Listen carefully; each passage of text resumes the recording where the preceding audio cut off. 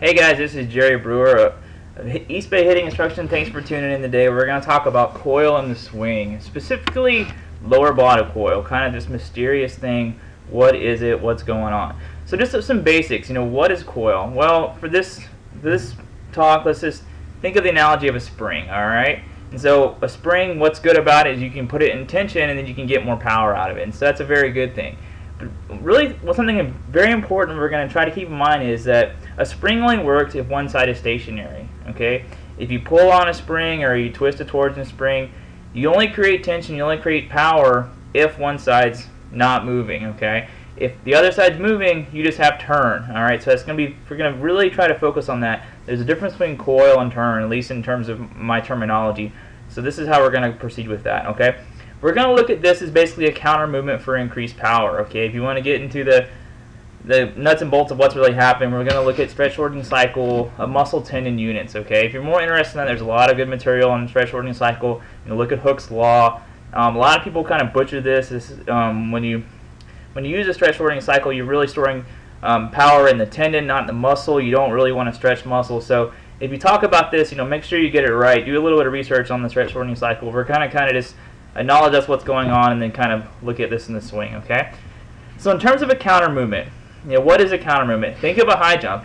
Our goal is to go up, but we go down before we go up. Okay, and so utilizing a counter movement allows you to generate power. And so I would argue maybe the more important thing is that it allows you to generate power in less time. One thing Kyle Bodie mentioned in his pitching book is that elite pitchers, they don't necessarily generate more rotational power, they generate it more quickly. Their acceleration is faster. So I would say this is part of it. This is a really important thing. We want to be able to generate power, but we want to generate it really quickly, and we can help with that if we use a counter movement. Okay, so you can see by the utilization of a counter movement, we're able to get a higher peak power and also in less time, as opposed to just a static concentric action. Okay. So what is a counter movement? It consists of three phases. Basically your loading phase, your going down, your transition phase, your amortization phase, and then finally your execution, your jumping in the air. Okay. And what is really important to keep in mind is this transition period is very, very crucial. Okay, you want to keep that period as very, very small as possible. Okay, you want to load quickly and you want to get out of it quickly. All right, because the benefit decays exponentially with time. There's been studies to show with the counter movement jump and also the bench press, if your delay between loading and executing is around 400 to 500 milliseconds, you're basically starting from a dead stop. Okay, if you load and just hang out there forever, it's doing you no good. You just don't get any benefit of doing the counter movement. Okay.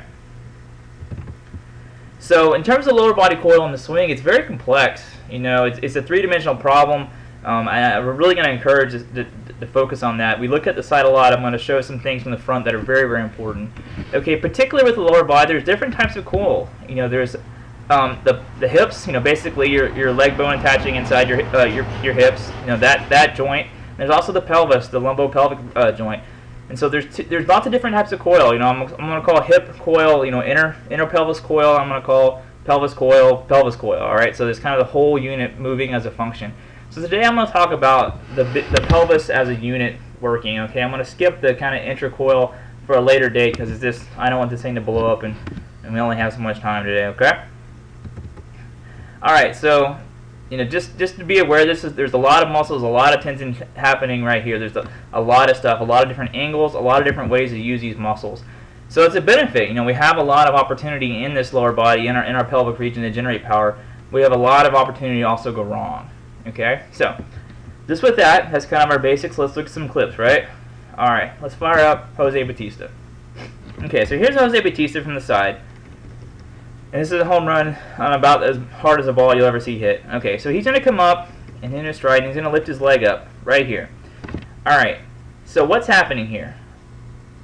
Alright, his left leg is coiling. Okay, so I would call this hip coil. He is internally rotating this left hip, and that's getting him some hip coil. I would argue his pelvis is not really coiling at this point. Okay, and here's what I mean by that. Let's watch his shoulder and his left hip. Alright, his lead shoulder and his lead hip. Okay, they're both kind of working together there. Okay, that's not really coil. There's internal coil in the hip socket, yes, but again, his whole body is turning here. Remember, to have coil, to have tension, one thing must be stationary. Okay, so there's not really anything stationary when looking at the pelvic to the lumbar spine. This whole thing is kind of turning here. There's not really any tension here. All right. So where is he going to get tension? All right. Well, we're going to see the lead shoulder is going to kind of quit turning. We're going to get to this point. All right. So has the pelvis moved anymore? Yes, a little bit. The left hip has kind of reached its maximum internal rotation. But look at the angle between the right leg and the hip. Now, not a lot going on. There's some internal rotation there, but not a lot. Okay. So let's watch what happens here. As he moves out, there we go. Okay. See the angle between this. The rear leg here, I can draw this angle where it went from just being straight, just being here and here. Oop, stop, and now we got here. Okay, so what we see here is he's really turned this entire pelvis. Okay, he's rotated his entire pelvis without rotating his shoulders that much. There's some, a little bit, but again, to have a spring effect, to have coil, one side has to be stationary. So he's trying to hold his core as strong as possible here while turning his pelvis. Okay. That's where the tension is going to come up. That's where we're going to get some stretch shortening cycle out of them to use. That's the only way. One side has to be stationary. So his anterior core right here is very, very strong. He's holding this position and fighting the urge to turn completely back towards the catcher. Okay, his lower body is trying to turn him towards the catcher, but he's fighting that with his upper body. It's very, very important. That's coil. Okay, I'm arguing this right here is hip coil. This right here is pelvis coil. All right, they're different things. They're related, but they're different things. Okay, now he has some stored energy. Okay, so let's start a timer. We saw we have to get out of this pretty quickly. So he's reached, pretty much his maximum pelvis rotation right here. He doesn't have long to get out of it, and I would say right here he's going to start opening up. So he's gotten into his coil and out of his coil in about 200 milliseconds. So he's getting out of it pretty fast. He got into it quickly, and he's getting out of it quickly, and that's very, very important. Okay, so now right here, he's going back through neutral. But he's going back through neutral with some speed. And so now as he opens up, he's going to have more power, just like we saw in that chart. He did a counter movement here, and as he starts his movement, he's going to have more power. And if you really want to think about it, he's doing a stretch here, going through neutral, and then creating a stretch there. So he's getting two, basically, counter movements out of one. But if he allowed this whole thing to sag, if there wasn't a strong connection here between his lumbar spine and his anterior core, this whole thing would turn, and there would be no stretch right here. It would just be a turn. All right? So that's very, very important. Okay? So also, like I said, this is a three-dimensional problem. Let's look at it from the front. Something very, very important is happening from the front. Okay, here's what we see. He's going to turn his shoulders in, and that's all the shoulder turn he's going to get. So as he's rotating his pelvis forward, he's not allowing the thoracic spine to really go with it. He's creating tension. Okay, so watch his left hip, his lead hip, how he's going to sit down right there. Okay, that is incredibly important. I would consider that coil as well. Again, it's not from the side, it's from the frontal view. But what he's doing here is really kind of rotating his pelvis under. Okay, that's creating another stretch. That's creating another counter movement for him to get out of. Okay, this is a little bit of posterior pelvic tilt. Okay, basically he's trying to turn his crotch up. Okay, he's not letting his crotch dump down towards the ground. He's turning it up, and what that's going to do is set up his hip extension right there.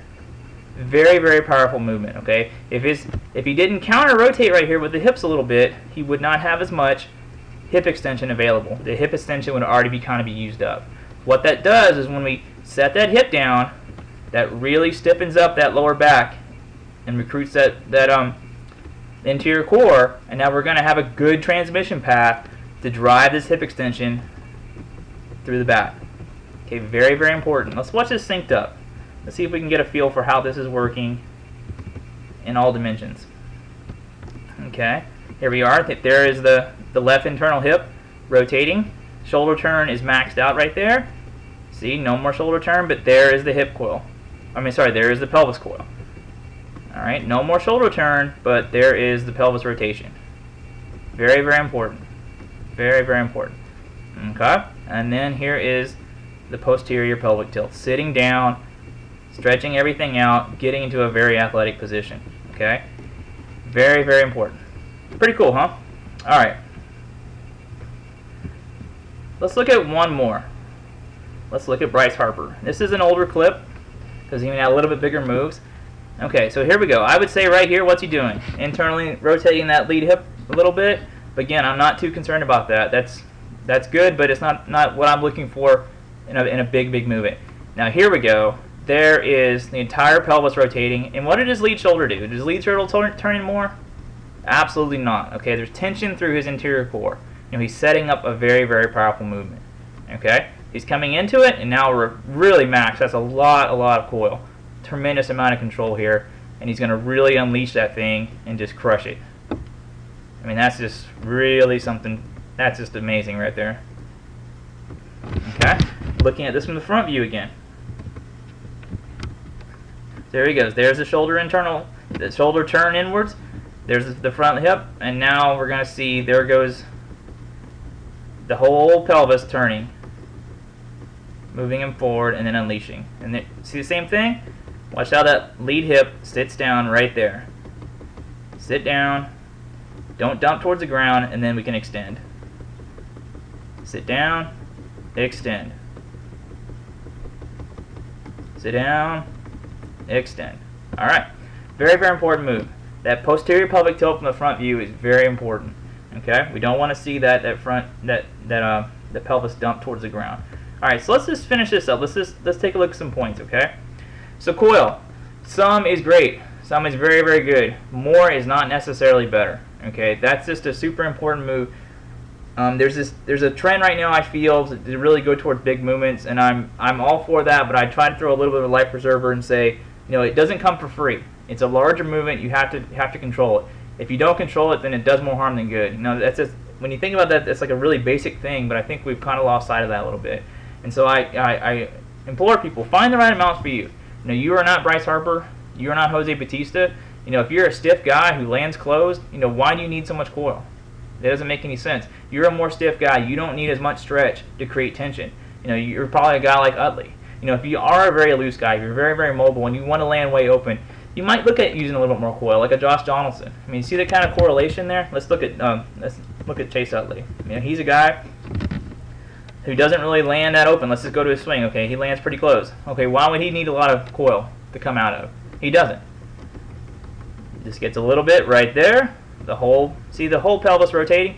He's not doing a whole lot with his lead hip internally. Not a lot of inner pelvis rotation, or I should say at the hip socket. He's just got a little bit of pelvis rotation. That's it. That's all he's got.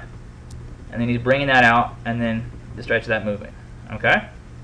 Does he need to do more? He's on his way to the Hall of Fame. I don't think so. All right?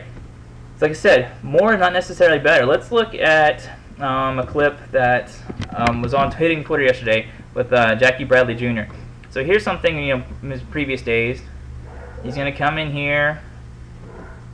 There we go. Oh yeah, that's a ton. See how he pushed himself up? That's the opposite of that posterior pelvic tilt one. I mean, he's dumping his pelvis right towards the ground. Way to go. And just keeps pushing it forever and ever. At this point, I would say that's turn. He has gone too far. This movement is out of control. I mean, not like a reckless car or anything, but he's not controlling this movement anymore, and he's just having too hard a time getting out of it. Okay, this I would say is turn. There's really no tension here. Like I said, nothing's stopping it. It's just a big movement. Okay, so if you look at some of his later stuff, from the side, there's an article on Fangraphs I was showing it yesterday. He's kind of toned it down, and so now we can see the good pelvis rotation, and it's not that big, and he gets out of it pretty nice. Okay, he's just toned it down. Sometimes that's all you have to do. We can see from the front